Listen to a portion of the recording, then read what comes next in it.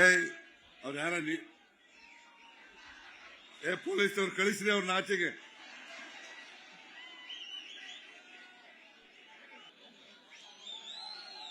ಡಿ.ಕೆ.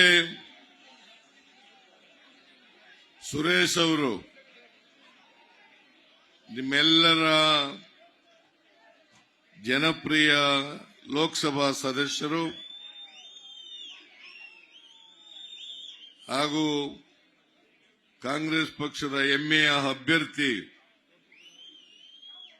ಅವರು ವೇದಿಕೆಗೆ ನಾಮಿನೇಷನ್ ಹಾಕಿ ಬಂದಿದ್ದಾರೆ. ಅವರಿಗೆ ನಿಮ್ಮೆಲ್ಲರ ಪರವಾಗಿ ಹೃತ್ಪೂರ್ವಕವಾಗಿ ಸ್ವಾಗತವನ್ನು ಬಯಸುತ್ತೇನೆ.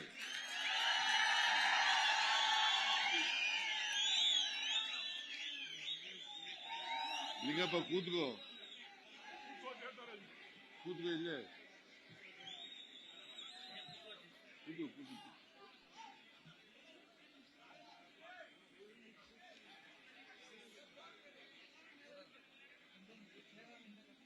ಶಾಸಕರಾದಂಥ ಬಾಲಕೃಷ್ಣ ಅವರು,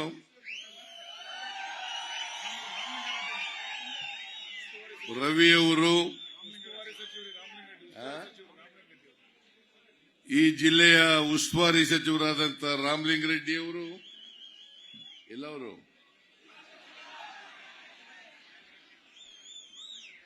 ರಾಮಲಿಂಗಾರೆಡ್ಡಿಯವರು, ಇನ್ಯಾರಿದ್ರು ನಿಮ್ ಜೊತೆ ಮೇಲ್ಮನೆಯ ಸದಸ್ಯರಾದಂಥ ಪುಟ್ಟಣ್ಣ ಅವರು, ಆನೇಕಲ್ ಶಾಸಕರಾದಂಥ ಶಿವಣ್ಣ ಅವರು,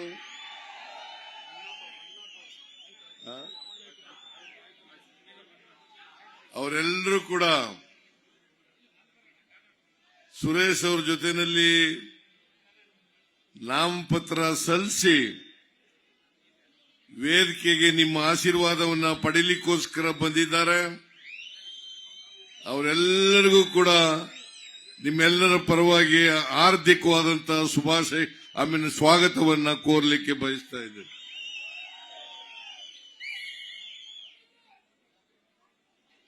ಜುಲೈ ತಿಂಗಳಲ್ಲಿ 2 ಗ್ಯಾರಂಟಿಗಳನ್ನ ಜಾರಿ ಕೊಟ್ಟು, ಒಂದು ಗೃಹ ಜ್ಯೋತಿ, ಎರಡನೇದು ಅನ್ನಭಾಗ್ಯ.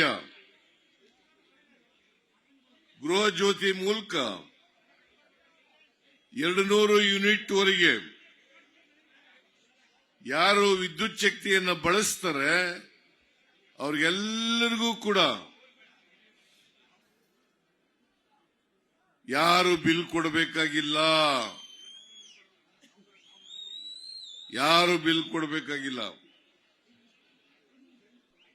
ನಾವು ಅಧಿಕಾರಕ್ಕೆ ಬಂದ್ರೆ 10 ಕೆಜಿ ಅಕ್ಕಿಯನ್ನು ಕೊಡ್ತೇವೆ ಅಂತ ಹೇಳಿದ್ದು. ನಾನು ಹಿಂದೆ ಮುಖ್ಯಮಂತ್ರಿ ಆಗಿರುವಾಗ 7 ಕೆಜಿ ಅಕ್ಕಿಯನ್ನು ಫ್ರೀಯಾಗಿ ಕೊಡ್ತಾ ಇದ್ದೆ, ಪುಕ್ಕಟೆಯಾಗಿ ಕೊಡ್ತಾ ಇದ್ದೆ. ಯಾಕಂದ್ರೆ ಬಡವರು ಯಾರು ಕೂಡ ಹಸಿದು ಮಲಗಬಾರದು, 3 ಹೊತ್ತು ಹೊಟ್ಟೆ ತುಂಬ ಊಟ ಮಾಡಲೇಬೇಕು. ಕರ್ನಾಟಕ ಹಸಿವು ಮುಕ್ತ ರಾಜ್ಯ ಆಗಲೇಬೇಕು ಅಂತೇಳಿ 10 ಕೆಜಿ 7 ಕೆಜಿ ಅಕ್ಕಿಯನ್ನ ಫ್ರೀಯಾಗಿ ಕೊಡ್ತಾ ಇದ್ದೆ. ಈ ಬಿಜೆಪಿಯವರು ಅಧಿಕಾರಕ್ಕೆ ಬಂದ ಮೇಲೆ 7 ಕೆಜಿಯಿಂದ 5 ಕೆಜಿಗೆ ಇಳಿಸಿದ್ರು. 5 ಕೆಜಿಯಿಂದ 7 ಕೆಜಿಗೆ ಇಳಿಸಿದ್ರು. ನಾನು ಅನೇಕ ಸಾರಿ ಅಸೆಂಬ್ಲಿನಲ್ಲಿ ಪ್ರಶ್ನೆ ಮಾಡಿದೆ. ಯಡಿಯೂರಪ್ಪ ಇದ್ದಾಗ ಪ್ರಶ್ನೆ ಮಾಡಿದೆ, ಬಸವರಾಜ ಬೊಮ್ಮಾಯಿ ಇದ್ದಾಗ ಪ್ರಶ್ನೆ ಮಾಡಿದೆ. ನಮ್ಮ ಹತ್ರ ದುಡ್ಡಿಲ್ಲ ಅಂತಂದ್ರು. ನಮ್ಮ ಹತ್ರ ದುಡ್ಡಿಲ್ಲ, 7 ಕೆಜಿ ಕೊಡ್ಲಿಕ್ಕೆ ಸಾಧ್ಯ ಇಲ್ಲ ಅಂತ ಹೇಳಿದ್ರು. ನಾನು ಮತ್ತು ಶಿವಕುಮಾರ್ ಅವರು ನಾವು ಅಧಿಕಾರಕ್ಕೆ ಬಂದ್ರೆ 5 ಕೆಜಿ ಜೊತೆಗೆ ಇನ್ನೂ 5 ಕೆಜಿ ಅಕ್ಕಿಯನ್ನು ಹೆಚ್ಚಾಗಿ ಕೊಡ್ತೇವೆ. ಯಾರು ಕೂಡ ಹೊಟ್ಟೆ ತುಂಬ ಊಟ ಮಾಡಬೇಕು. ಆದ್ರೆ ಈ ಬಿಜೆಪಿಯವರು ಇದಾರಲ್ಲ, ರಾಜಕೀಯ ಮಾಡಿ ಬಡವರಿಗೆ ಅಕ್ಕಿ ಕೊಡದೆ ಹೋದ್ರು. ಅದು ನಾವು ಪುಕ್ಕಟೆ ಕೇಳಲಿಲ್ಲ. 1 ಕೆಜಿ ಅಕ್ಕಿಗೆ 34 ರೂಪಾಯಿ ಕೊಡ್ತೀವಿ. ಇಡೀ ರಾಜ್ಯದ ಜನರಿಗೆ ಅಕ್ಕಿ ಕೊಡಬೇಕು, ಬಡವರಿಗೆ ಅಕ್ಕಿ ಕೊಡಬೇಕು. ಕೊಡ್ರಿ, ನಿಮ್ಮ ಗೋದಾಮ್ನಲ್ಲಿ ಅಕ್ಕಿ ಇದೆ. ಫುಡ್ ಕಾರ್ಪೊರೇಷನ್ ಆಫ್ ಇಂಡಿಯಾದಲ್ಲಿ ಕೊಡ್ತೀವಿ ಅಂತ ಒಪ್ಪಿಕೊಂಡು ಮೋಸ ಮಾಡಿದ್ರು. ಕೊಡ್ತೀವಿ ಅಂತ ಒಪ್ಕೊಂಡಿದ್ರು, ಆಮೇಲೆ ಕೊಡಲ್ಲ ಅಂತಂದ್ಬಿಟ್ರು. ಯಾಕೆ ಅಂತಂದ್ರೆ ಕಾಂಗ್ರೆಸ್ ಪಕ್ಷಕ್ಕೆ ಅಕ್ಕಿ ಕೊಟ್ರೆ ಬಡವರೆಲ್ಲ ಅವ್ರ ಪರ ಆಗ್ಬಿಡ್ತಾರೆ ಅಂತೇಳಿ ಅಕ್ಕಿ ಕೊಡ್ಲಿಲ್ಲ. ಅದಕ್ಕೆ ನಾವು ತೀರ್ಮಾನ ಮಾಡಿದ್ವು, ಅಕ್ಕಿ ಸಿಕ್ಕವರಿಗೆ 5 ಕೆಜಿಗೆ ಅಕ್ಕಿಗೆ ಒಬ್ಬರಿಗೆ 34 ರೂಪಾಯಿನಂತೆ 170 ರೂಪಾಯಿ ಪ್ರತಿ ತಿಂಗಳು ಕೊಡ್ತಕ್ಕಂಥ ತೀರ್ಮಾನವನ್ನ ಮಾಡಿದ್ವು. ಈಗ ಆ ದುಡ್ಡು ಬೇರೆ ಪದಾರ್ಥಗಳನ್ನು ತಗೊಳ್ಳಿಕ್ಕೆ ಸಿಗ್ತಾ ಇದೆಯಲ್ಲ, ಎಣ್ಣೆ ತಗೊಳ್ಳಿಕ್ಕೆ, ಕಾಳು ತಗೊಳ್ಳಿಕ್ಕೆ, ಉಪ್ಪು ತಗೊಳ್ಳಿಕ್ಕೆ, ಇವಕ್ಕೆಲ್ಲ ಸಿಗ್ತದ ಇದೆಯಲ್ಲ. ಒಂದು ಕುಟುಂಬದಲ್ಲಿ 5 ಜನ ಇದ್ರೆ 850 ರೂಪಾಯಿ ಪ್ರತಿ ತಿಂಗಳು ಕೂಡ ಒಂದು ಕುಟುಂಬಕ್ಕೆ ಕೊಡ್ತಾ ಇದ್ದೀವಿ. ಸುಮಾರು 1,29,00,000 ಕುಟುಂಬಗಳಿಗೆ ಇವತ್ತು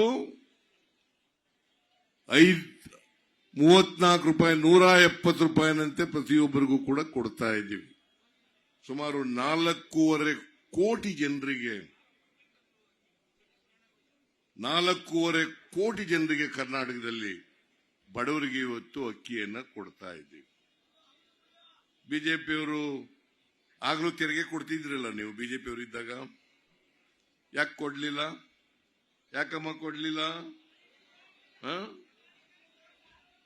ಯಾಕಂತಂದ್ರೆ ಅವರಿಗೆ ಬಡವರ ಬಗ್ಗೆ ಕಾಳಜಿ ಇಲ್ಲ, ದಲಿತರ ಬಗ್ಗೆ ಕಾಳಜಿ ಇಲ್ಲ, ಅಲ್ಪಸಂಖ್ಯಾತರ ಬಗ್ಗೆ ಕಾಳಜಿ ಇಲ್ಲ. ಅದಕ್ಕೋಸ್ಕರ ಅವರು ಕೊಡ್ಲಿಲ್ಲ.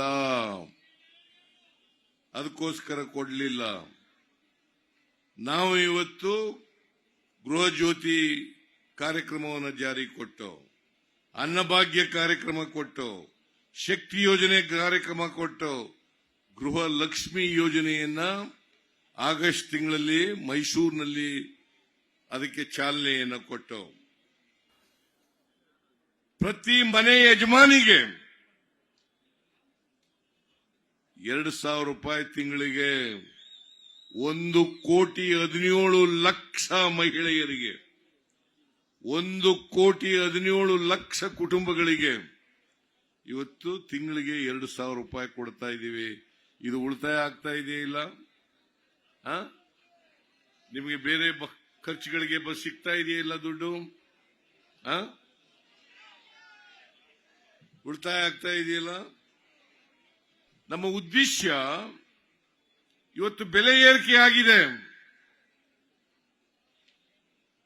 ಡೀಸೆಲ್ ಬೆಲೆ, ಪೆಟ್ರೋಲ್ ಬೆಲೆ, ಗೊಬ್ಬರದ ಬೆಲೆ,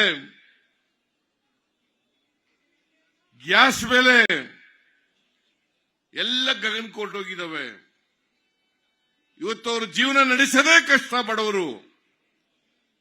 ಅದಕ್ಕೋಸ್ಕರ ಅವರ ಕೈಗೆ ದುಡ್ಡನ್ನ ಕೊಡಬೇಕು ಅಂತೇಳಿ ಇವತ್ತು 4,000 to 5,000 ರೂಪಾಯಿ ಒಂದು ಕುಟುಂಬಕ್ಕೆ ಕೊಡ್ತಾ ಇದ್ದೀವಿ. 4,000 to 5,000 ರೂಪಾಯಿ ಕೊಡ್ತಾ ಇದ್ದೀವಿ. ನ್ಯೂಸ್ ಫಸ್ಟ್, ನಿರ್ಭೀತಿಯಿಂದ ನಿಮ್ಮ ಪರವಾಗಿ.